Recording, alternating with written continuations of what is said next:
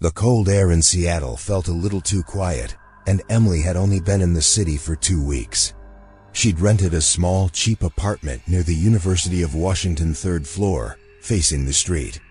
From day one, something about the place felt off. Not broken or haunted, just off. Every night, as soon as the sun went down, the room's vibe changed. Her eyes kept drifting toward the window, and her heart would beat a little faster. At first, she figured it was just her mind adjusting to a new city. But that very first night, lying in bed with the lights off, she had this gut feeling that someone was standing outside her window, just standing and watching. She pulled the curtain slightly, nothing. Still, the unease stuck with her, like someone's eyes were always on her. The second and third nights, something even stranger happened. Right around 2:33 a.m., when the entire neighborhood was asleep, she started hearing a faint whistling sound. Not a song, just one eerie tone. Along with it, this soft metallic scratching. The second night, she checked her phone. It was exactly 2:33, and then, through the curtain, she saw it. A faint shadow shaped like a tall man, just standing still. Her breath froze. She jumped up and yanked the curtain open. No one there. The street was dead silent under a flickering yellow streetlight. She shut the window and lay back down, but sleep didn't come. The next morning, she called 911. A police officer showed up, listened to her, but didn't seem too concerned. "Probably just a transient," he said. "We get a few of them around here, nothing to worry about." He checked the area and left.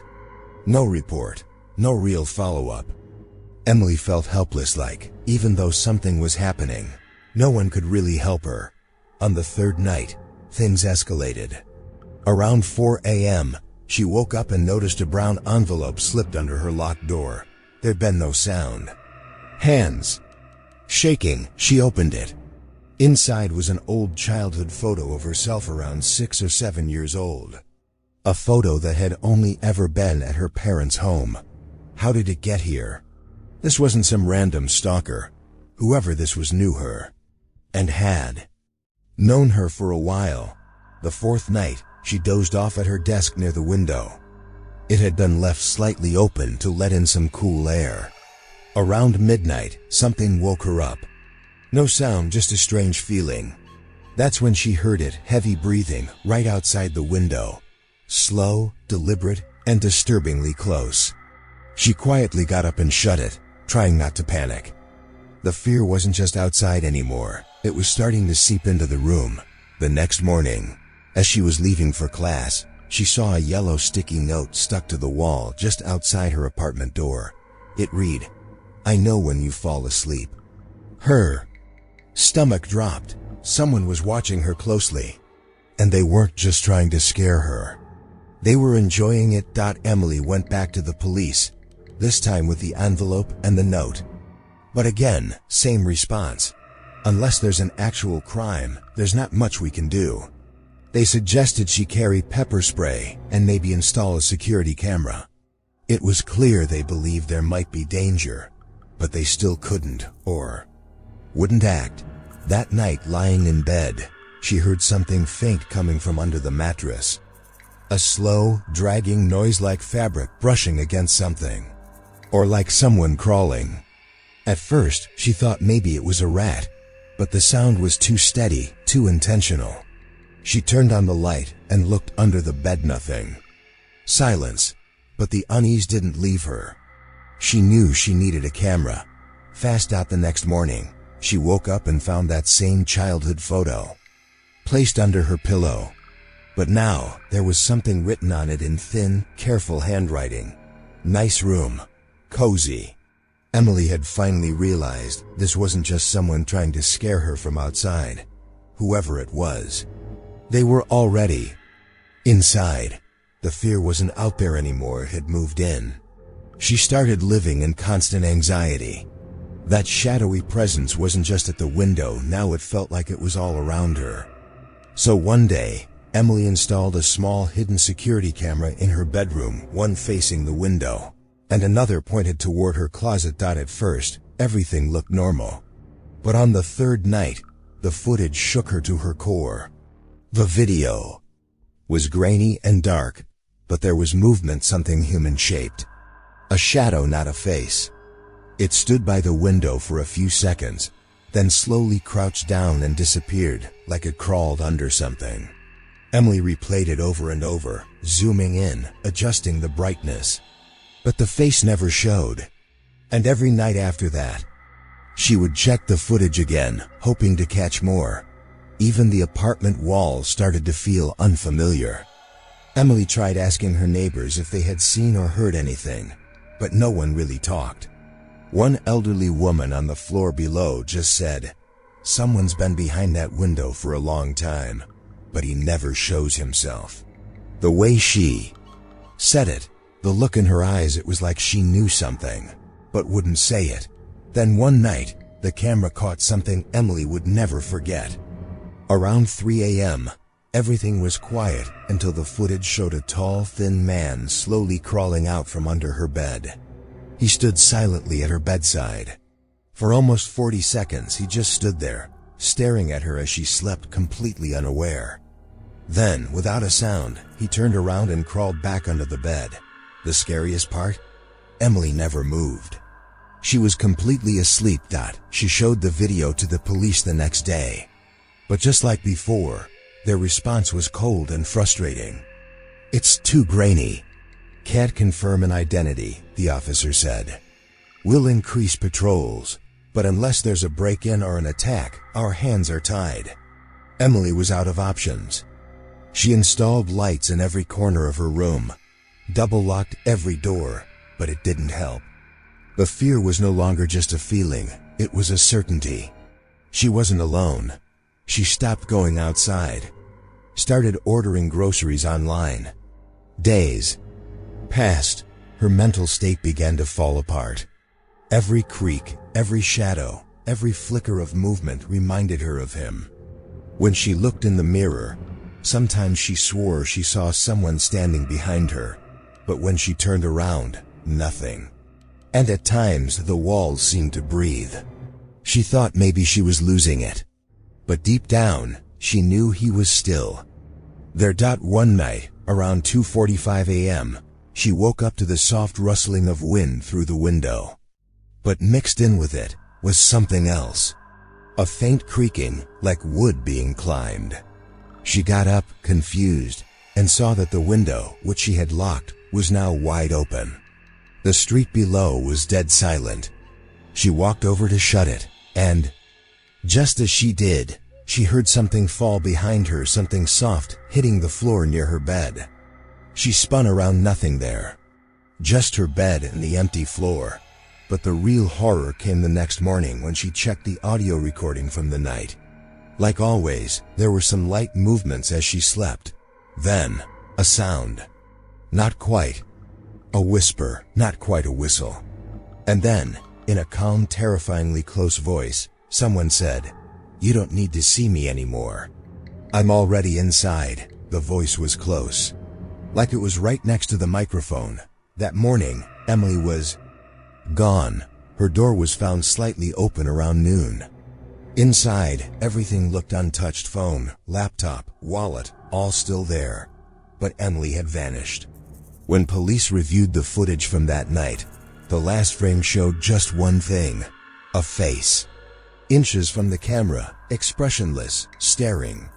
Then smiling, slowly. No one ever identified the man. His face didn't match any known database. Emily was never found. And to this day, people who live in that apartment say that sometimes, at exactly 2:33 a.m., they still hear that soft, steady whistle. And a few swear they've seen her still in that room, just not the way she used to be. It was the start of June, and the summer heat had just begun to settle in when Mark, Ryan, and Luke, three close friends, set off on their graduation road trip. They were driving from California to Florida, ready for a cross-country adventure, filled with freedom, laughs, and memories. But the night this story takes place, they were deep in the middle of West Texas, quiet, empty desert stretching for miles, and barely a soul in sight. Around 11 p.m., they pulled into a dusty old gas station near Laughlin AFB. The place looked abandoned, lit only by dim, flickering lights. Inside sat an older man who stared at them without saying a word. When Mark went in to grab water and snacks, he heard soft whispering coming from the back room. He couldn't make out the words, but it was clear they were talking about him. As he tried to peek behind the glass, the voices instantly stopped. The old man just kept staring. They laughed it off, jumped back in the car, and hit the highway. Again, but about 20 minutes later, Mark noticed a dusty old Chevy van in the rearview mirror. Its headlights were flickering on and off.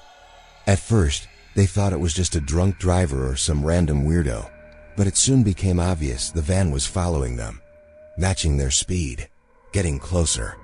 Mark tried to call 911, but there was no signal. Just darkness, empty road. And someone, maybe something on their tail. Mark sped up. So did the van. Ryan kept looking back and noticed something that chilled him. The van's headlights were right behind them, but he couldn't see a driver. Suddenly, the van pulled up alongside them, honking nonstop, loud, erratic, like it was trying to provoke. Then it cut in front of their car and slammed on the brakes, blocking the road. Mark swerved and barely avoided hitting it. When they looked back, the van's engine was running, lights on, but no one was in the driver's seat. They drove off as fast as they could. For 10 minutes, it was quiet. Then a soft scratching noise started from inside the car, like something sharp dragging across. Plastic. Ryan said it was coming from the trunk. Maybe an animal? None of them wanted to find out. Mark and Luke were silent, but you could see the fear in their eyes. No one wanted to stop the car. They didn't know what was out there, or who was inside. About 45 minutes later, they spotted a small rest stop, just a vending machine, a couple of benches, and a parked patrol car. They slammed the brakes and ran to the officer, telling him everything. The van, the chase, the weird noise. The officer checked the car backseat, trunk, under the hood. Nothing. No signs of anyone. And the Chevy van? Gone. Then Mark noticed his backpack was missing. It had been in the back seat. Inside was his phone charger, some clothes, and most importantly, his notebook. That notebook had all their trip info, hotel bookings, routes, maps. Gone. The officer said maybe it was left behind at the gas station, but Mark was sure it was in the car. While they tried to make sense of it, Ryan went to use the restroom. A few minutes later, he came out pale and shaken. "You guys need to see this," he said. Inside the men's room, scrawled neatly across the wall in black marker, were the words, "Now I know where you'll be staying." Mark's face went white. Luke noticed his hands were shaking. No one mentioned it right away, but in the reflection of the vending machine glass, the van had appeared again, just for a second, then vanished. Mark wasn't the same after that night in West Texas. He couldn't sleep anymore. Dark circles grew under his eyes, and every time he saw headlights behind them on the road, his heart would race. Ryan and Luke still brushed it off as a weird coincidence, maybe just some prankster or a local messing with them. But Mark, he could feel that van now. Not just behind them on the road, but inside his head. Sometimes while driving, his eyes would snap to the rearview mirror, just hoping that the van wasn't there. But he kept catching glimpses of headlights, as if something was still watching them from a distance. When they reached San Antonio, they decided to crash at a small hotel. But at the front desk, something strange happened. Mark asked to check in, and the receptionist casually said, "Your friends already checked in a couple of hours ago." All three froze. They hadn't been there before. But the guy gave them a room key without another word. Room 208. They walked up. The door wasn't locked from inside. The room was empty. But on the table was an old hotel keycard and a Polaroid photo. It was a photo of their car taken from a weird angle. In it, Mark was wearing the same exact clothes he was wearing that moment. None of them had taken that picture. Something wasn't right. That night, while standing in the hotel lobby, they looked out and saw the same old dusty Chevy van parked across the lot. Its headlights were slowly blinking. Mark quickly pointed, and they rushed outside. But by the time they got there, the van was gone. Like it just wanted them to know it was still around, they called the police again. This time a formal report was filed, but hotel footage showed nothing. No van, no driver, no license plate. It was like the van didn't exist. No trace of it anywhere. At this point, it felt less like a stalker and more like something planned. Someone who had been following them way before Texas. But who? And why? The next morning, the fear became very real. Ryan was missing. His phone was off. His bag was still in the hotel room, but he was gone. Security footage showed him walking out of the hotel alone. Right outside, the van was parked. He walked toward it, and then the footage glitched. It cut off, distorted. Like someone had tampered with it on purpose. Mark and Luke panicked. They decided to ditch their route altogether and just get out of Texas, maybe even skip Florida. They turned off their GPS, logged out of all their social media, and took side roads. But at one diner stop on the outskirts of a small town, they saw something that froze their blood.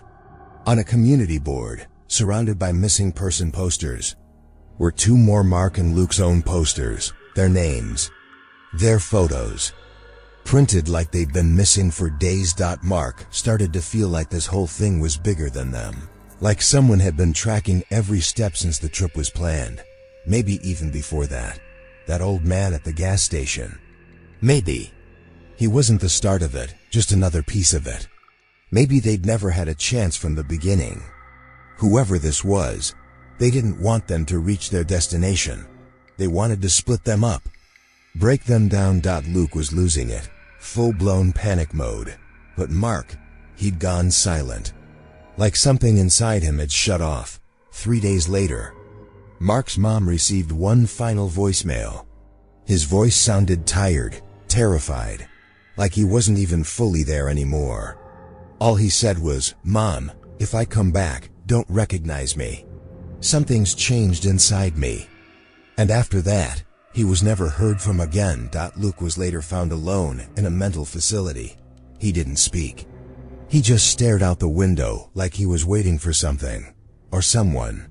And every year, near the same stretch of highway where it all began, locals still report the same thing. A dusty, old Chevy van, no driver, sometimes watching from far away, sometimes tailgating you so close you can feel it, and then vanishing without a trace. Maybe it never stopped following. Maybe it never will. When Lily, Sarah, and Beth set out for a lesser-known part of the Appalachian Trail, they had no idea their peaceful hiking trip would turn into the most terrifying experience of their lives. The three were old college friends finally taking a long-planned break to disconnect and get away from the crowds. They purposely chose a remote trail, one so off the map that it barely showed up on GPS. No cell service, no people, just cold, damp air and endless tall trees, silent, stiff, and almost like they were hiding something. The first day's hike was exhausting, but the girls were excited. They set up their tents, cooked dinner, and shared laughs around a small fire.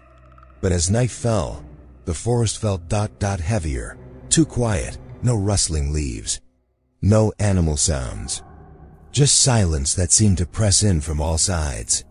None of them slept well. Sarah swore she sensed someone standing outside the tent, but convinced herself it was just exhaustion messing with her head. The second night got even weirder. Around 2 a.m., they heard soft footsteps outside their tents, barefoot, slow, crunching on the dirt. Sarah unzipped her tent just slightly and peeked out with her flashlight. But there was nothing there. Just pitch-black woods and towering trees.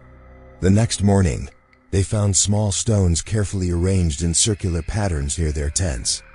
Beth quickly brushed them away, but Lily had a sinking feeling in her gut. Something wasn't right. On the trail that day, All three of them heard it, whispering. Very faint, coming from behind the trees. It wasn't in English. Or any language they could understand. It sounded half animal, half human, and it stopped as soon as they noticed it. That evening, while Beth was cooking dinner, she flashed her torch into the woods and froze. She saw a face behind the trees. Just a pale, emotionless face with blank eyes staring directly at them. She told Sarah and Lily right away, but they brushed it off as a hallucination, probably dehydration, stress, or just Beth being paranoid. But that night, someone tried to unzip their tent. They all held their breath in silence. Something stayed outside for a moment, then slowly dragged away across the dirt. The next morning, Lily managed to call 911 using her satellite phone. There was no signal, but the emergency call went through. The operator said they were in a ranger jurisdiction, and the rescue team wouldn't arrive until the next morning. That meant they had to survive one more night alone. When they stepped out, they found that the soil near their tent had been dug up. In the muddy earth were clear impressions, long finger marks, like someone had been clawing at the ground. Beth whispered, "Someone buried something here, or maybe dug it out." The fear was now real. They packed their stuff and started heading back toward the main trail. But as they entered a denser patch of forest, they heard a voice behind them, soft, cold, and close, like someone leaning in just enough to whisper in their ears, "Where are you going? ... You haven't even seen it yet." They spun around, but behind them nothing. Just rows of cold, silent trees, tall and still, like every one of them was hiding something. Or someone, waiting, watching. That night in the woods felt like it would never end. Lily, Sarah, and Beth began to realize they weren't just on a regular hiking trip. They were stuck in something much darker, something they couldn't get out of. The next morning, they decided to head back the same way they came. But after hiking for about 30 minutes, they noticed something was wrong. They kept ending up in the same spot again and again. Same tree, same pile of rocks, and then Lily saw something that made her stop cold, a tree with her name, Lily, carved into the bark. She didn't tell the others, but the fear was clearly written on her face. Was someone out here who knew them? Or was this all just in their heads? Sarah's behavior changed completely. She barely spoke and started whispering to someone when no one was around. When Beth asked who she was talking to, Sarah said, "The boy, the one who lives in the trees. He says I don't belong here." Her voice didn't sound scared, it sounded like she believed it. That night, all three girls decided to sleep together in the same tent, in the same sleeping bag, hoping it would make them feel safer. But in the middle of the night, Lily woke up to the sound of someone breathing slow. Heavy breaths, like an old man right inside the tent. She turned her head. Sarah and Beth were fast asleep, but the breathing didn't stop. It was inside the tent. Lily turned on her flashlight, heart racing. But there was no one else there. Just them. And yet, it still felt like someone was hiding, so close she could feel the breath on her face. The next morning, a forest ranger showed up. He was tall, thin, his uniform old and stained with dirt. He said, "No one's been on this trail for 6 years." Something about him felt off. When Beth tried to ask more questions, he just turned and walked away, and within moments, he was gone, like he was never there. Sarah looked at Lily and said, "He's one of them." When Lily asked, "One of who?" Sarah just smiled and went silent again. The next day, Beth was gone. Her bag and flashlight were still there. But outside the tent were deep marks in the dirt, splashes of blood and footprints, going the wrong direction, like someone had walked backwards while taking her. Beyond those prints was dense forest. None of them had the courage to follow. Sarah completely broke down. She just sat in one place, staring at her hands and mumbling, "They're watching us now. They're inside now."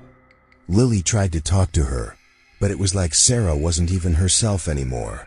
Now Lily was alone. And everywhere she looked, she started seeing that same face, pale, blank, not blinking. Just staring. It was behind every tree up in the branches. Crouched near the ground. It was everywhere, that face. That stare. The fear was now deep in her bones. Eventually, Lily stumbled into a small clearing where she saw a circle made of stones perfectly round. In the center were Beth's sandals, and a few strands of hair like they'd been ripped out. It looked like some kind of ritual site, maybe.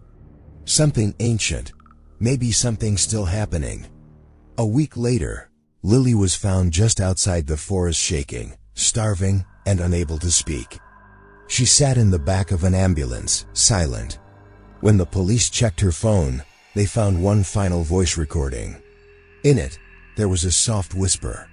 A voice that said, "You're not alone anymore. You never were."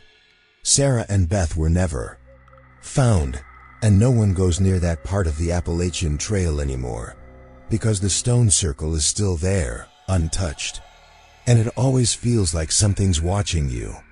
From behind the trees, not moving. Not blinking. Just waiting. So that was today's episode. 3 disturbing true stories where police couldn't help. 3 chilling cases where fear showed up, but help never did. These weren't just scary stories. They were reminders that sometimes the deepest fear comes from the places we feel the safest. When the system fails, when the law can't reach where the darkness hides. Silence, shadows, and that strange presence take over. If you enjoyed these stories, make sure to subscribe to Chilling Talks, where we bring you real, spine-tingling horror stories that stay with you long after they're over. The kind of stories that don't really end. And definitely don't get forgotten. Tap the bell icon so the next time silence speaks, you'll hear it first. And if you're listening alone, maybe take a quick look behind you. Chilling Talks, where fear isn't just a story. It's something you feel.